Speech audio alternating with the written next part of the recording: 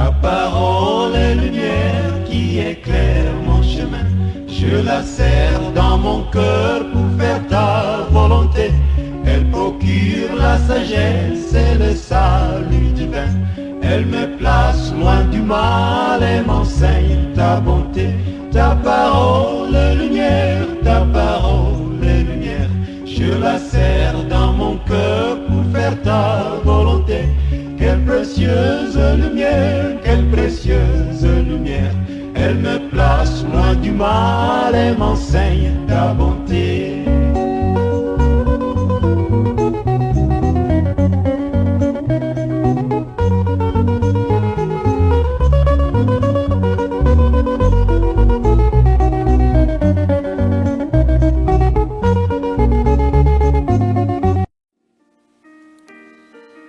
Bienvenue une fois encore sur votre émission Et si on déclarait ensemble. Je suis votre serviteur Carlos Wakande. Prions. Éternel, notre Père et notre Dieu, nous voulons te dire merci. Nous te prions, Père éternel, Dieu, une fois encore, de nous parler et que par ton esprit nous puissions comprendre. Et que par cet enseignement, par ce moment, nous puissions nous rapprocher davantage de toi. Au nom de ton Fils Jésus. Amen. Heureux ceux qui lavent leur robe est notre thème d'aujourd'hui. Heureux ceux qui lavent leur robe. Dans le livre de Apocalypse, chapitre 22, verset 14. Heureux ceux qui lavent leur robe afin d'avoir droit à l'arbre de vie et d'entrer par les portes dans la ville. C'est un verset tellement important pour toi et pour moi. Parce que ce monde, j'aime souvent le dire, va passer. J'aime le dire, ton honneur va passer. Ta gloire va passer. Ton titre va passer. Un jour viendra, les bons mets que tu manges, ça passera. Ton histoire sera rangée au placard, j'aime le dire, j'aime le répéter, et j'aime qu'on s'en souvienne. Puis souvent même là, je m'en souviens toujours. J'ai ça à l'œil.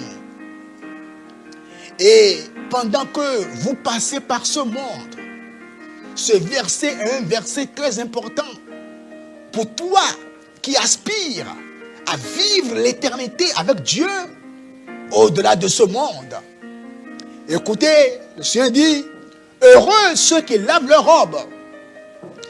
Heureux ceux qui lavent leur robe afin d'avoir droit à l'arbre de vie. Laver sa robe, mettre sa vie en règle. Laver sa robe signifie quoi?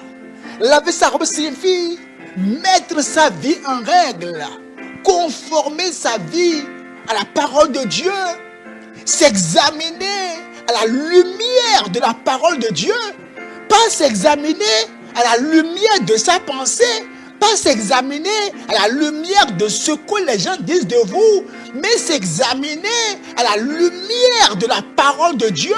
Que dit la parole de Dieu? Les gens peuvent t'apprécier à tort, les gens peuvent te juger à tort, les gens peuvent te critiquer à tort, mais que dit la parole de Dieu par rapport à ta vie? Se regarder dans la parole. Eh bien, verset 12 dit, voici, je viens bientôt. Et vous savez quoi? S'il y a une chose aujourd'hui que les gens n'aiment plus prêcher à l'église, c'est le retour de Jésus. Les chrétiens veulent seulement hériter la terre. Les chrétiens veulent seulement les délices de la terre. Oh, les voyages, on ne pense plus au retour de Jésus.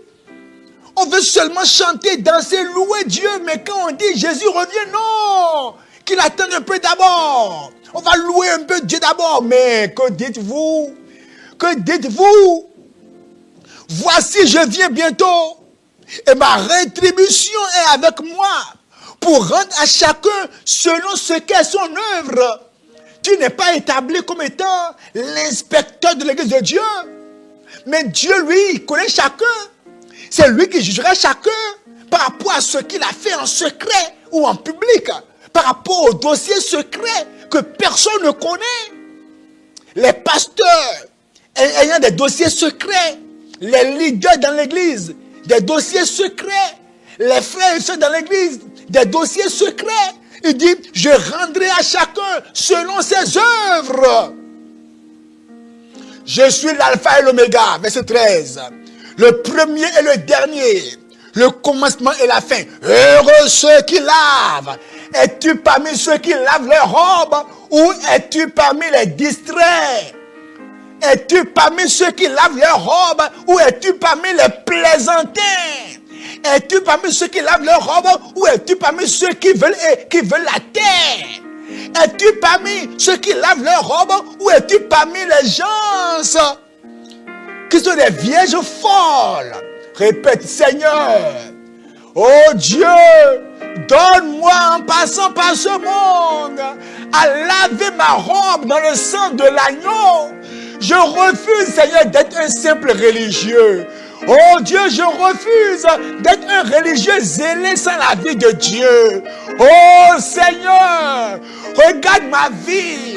Toute tâche sur ma vie soit balayée, soit extirpée par le sang de Jésus-Christ. Oh Dieu, plonge tes regards de feu dans mon âme, dans mon esprit, dans mon cœur. Et voici l'iniquité en moi. Et balaye l'iniquité, Seigneur Père, au nom de Jésus-Christ. Vous savez quoi? Vous serez surpris. S'il y a une chose qui empêchera surtout les pasteurs d'aller au ciel, vous savez quoi? S'il y a une chose qui empêchera les révérends, les hyper révérends, les gens qui sont haut placés, ce qui les empêchera d'aller au ciel, c'est quoi? C'est l'orgueil. Satan a réussi à mettre l'orgueil dans la vie de plusieurs hommes de Dieu. Ils sont assis, ils contemplent leur œuvre, ils contemplent ce qu'ils font. Il n'y a plus l'humilité d'un enfant parmi les hommes de Dieu. Lorsque tu fais réunion avec les grands hommes de Dieu, tu seras déçu par leur langage. Personne ne veut s'humilier devant l'autre. Chacun soit très important. J'ai une église de 500 personnes. Lui, il est qui pour me conseiller, il est qui pour me corriger. L'orgueil.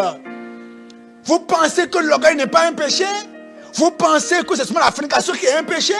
Qu'est-ce qui a fait tomber Satan du ciel? Qu'est-ce qui a fait tomber Lucifer du ciel? C'est l'orgueil.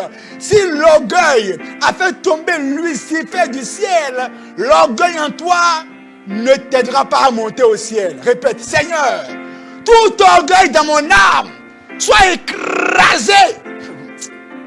Faut prier. Seigneur, tout orgueil dans mon âme soit balayé dans le nom de Jésus-Christ.